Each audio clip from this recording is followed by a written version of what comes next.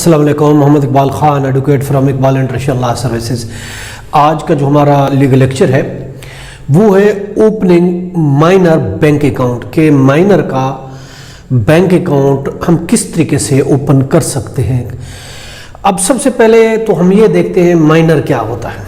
Minor के बारे में अगर हम देखते हैं तो माइनर, पहली बात तो यह है, माइनर वो होता है जो मेजॉरिटी एक्ट के तहत, मेजॉरिटी एक्ट 1875 के तहत बालिग ना हुआ हो, उसको कहा जाता है कि ये माइनर है। यानी वो जो 18 साल की उम्र को नहीं पहुंचा, दैट इज कॉल्ड माइनर। यानी 18 साल से छोटा जो होगा वो माइनर कहलाएगा, जैसे कि मेजॉरिटी एक्ट में डिफाइन किया गया है माइनर को। अब अगर हम देखते हैं ये होता है माइनर। अब माइनर बैंक अकाउंट जब खोलते हैं, ऑफ कोर्स बैंक अकाउंट खोलते वक्त एक एग्रीमेंट होता है, बैंक एक एग्रीमेंट करता है, एक कॉन्ट्रैक्ट करता है, बैंक अपने फॉर्म होते हैं, सिग्नेचर होते हैं, एग्रीमेंट साइन होते हैं, टर्म एंड कंडीशंस होती है, बायोमेट्रिक होता है और बहुत सी दूसरी ज़रूरियात जो होती है वो कंप्लीट की जाती हैं।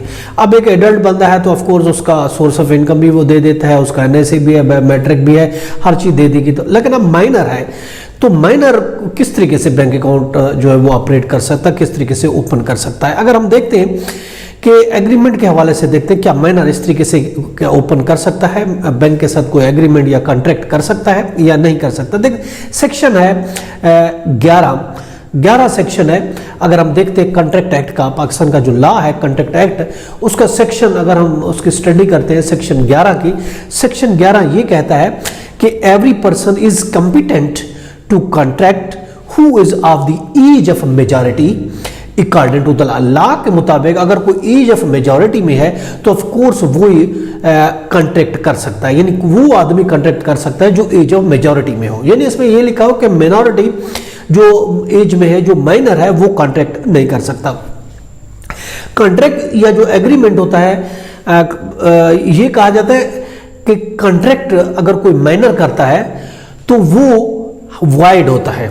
यानी माइनर अगर कोई एग्रीमेंट करेगा वो वाइड होगा, और अगर वो एग्जीक्यूट किया जाता है in the interest of the minor, but उसके लिए यही होगा कि अगर कोई ऐसा एग्रीमेंट उसका कोई जो पेरेंट्स है वो करता है या उसका कोर्ट का अपॉइंटेड गार्डियन करता है, और वो एग्रीमेंट माइनर के अगर बेनिफिट में है तो ऑफ कोर्स तो वो माइनर उसको एक्सेप्ट या रिजेक्ट करने का अख्तियार रखता है, और उसकी डिस्क्रिप्शन पे है माइनर की। अगर उसका कोई गार्डियन या उसका कोई जो पेरेंट है माइनर का एग्रीमेंट करना है, माइनर की तरफ से एग्रीमेंट करता है, तो उसकी डिस्क्रिप्शन है, उसकी सूट वेल है कि माइनर की वो उसको एक्सेप्ट करे या रिजेक्ट करे। उसके लिए रूलिंग भी हम आपको देते हैं, 2007 है, CLC पेज 1873। अब अगर हम देखते हैं कि agreement to sale for example अगर माइनर करता है, एग्रीमेंट टू सेल माइनर के हक में अगर माइनर का कोई उसमें बेनिफिट है, उसकी बेनिफिशियरी है, तो सेक्शन उस पर लागू 11 लागू नहीं होगा कॉन्ट्रैक्ट एक्ट का, जिसमें कहा गया है कि कॉन्ट्रैक्ट सिर्फ वो कर सकता है जो एज ऑफ मेजॉरिटी में है।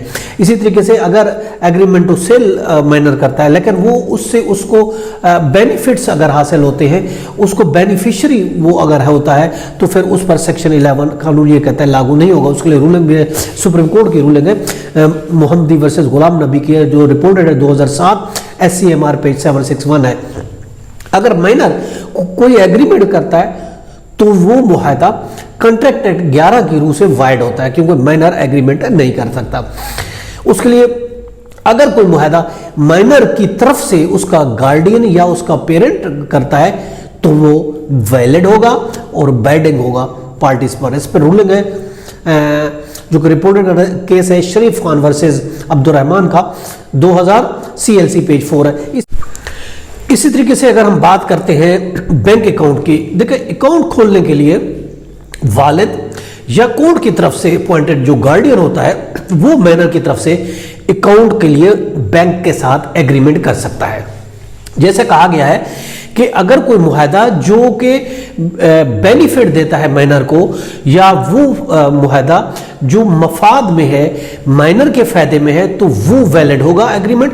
वो माइनर की तरफ से ऐसा एग्रीमेंट या कॉन्ट्रैक्ट किया जा सकता है और लॉ में उसको वो बाइंडिंग होगा, काबिल अमल होगा और वैलिड होगा।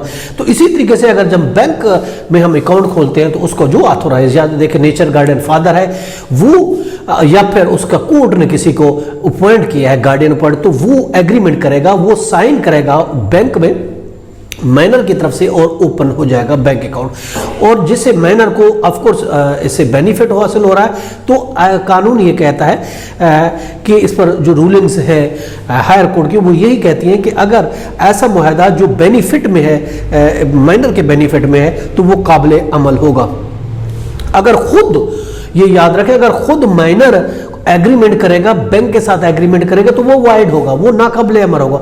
लेकिन उसकी तरफ से गार्डियन उसकी बेनिफिट के लिए जो करेगा वो वैलिड होगा, वो उसकी के लिए, क्योंकि उसके बेनिफिट के लिए किया गया है, तो उस पर सेक्शन 11 कॉन्ट्रैक्ट एक्ट का लागू नहीं होगा। जैसे मैंने बताया 2007 SCMR पेज 761 है, और इसके अलावा 2007 CLC पेज 1877 है, जो कि परवीन वर्सेस जहानाना का केस था। इसमें रूल्स जो है वो सेटल किए गए हैं।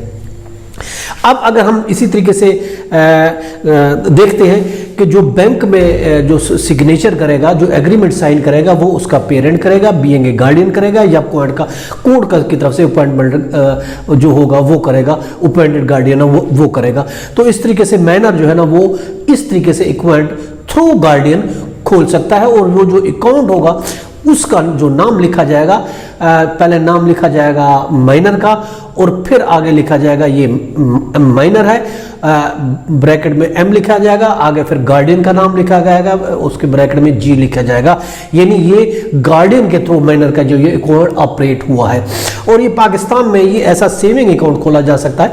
पाकिस्तान में तकरीबन बैंक्स जो है वो माइनर के लिए सेविंग अकाउंट जो है मुख्तलिफ नामों से वो इजाज़त देते हैं कि खोले जा सकते, ओपन किए जा सकते हैं, जिसमें बैंक अल हबीब हो गया, मिजान हो गया, UBL हो गया, अस्करी बैंक हो गया, बैंक अल फलाह हो गया, MCB, सुनेरी, एलाइड वगैरह तकरीबन बैंक्स हैं जो ये ऑपरेट करते हैं और माइनर के लिए अकाउंट खोलने की इजाज़त देते हैं, यानी उसके गार्डियन की तरफ से। अब उसमें क्या होगा, देखिए इसके लिए मिनिमम कोई बैलेंस की रिक्वायरमेंट भी नहीं होती, और प्रॉफिट ऐसे अकाउंट में मंथली बेसिस पर जो होता है वो दिया जाता है। और इसके अलावा डेबिट कार्ड भी दिया जाता है, तो वो भी डेबिट कार्ड की फैसिलिटी, चेक बुक की फैसिलिटी, वो भी ऑफ कोर्स अवेल की जा सकती है। और इसमें जो डॉक्यूमेंट्स आमतौर पर रिक्वायर होते हैं, ऑफ कोर्स CNAC होगा, जो गार्डियन है या फादर है उसका ज़रूरत हो गया, माइनर का बेफार्म CRC या जुवेनाइल बच्चे का कार्ड बना हुआ नादरा का, वो उसको चाहिए होगा, बायोमेट्रिक सिग्नेचर होंगे उसके गार्डियन के या उसके पेरेंट को होंगे, और प्रूफ ऑफ इनकम दिया जाएगा।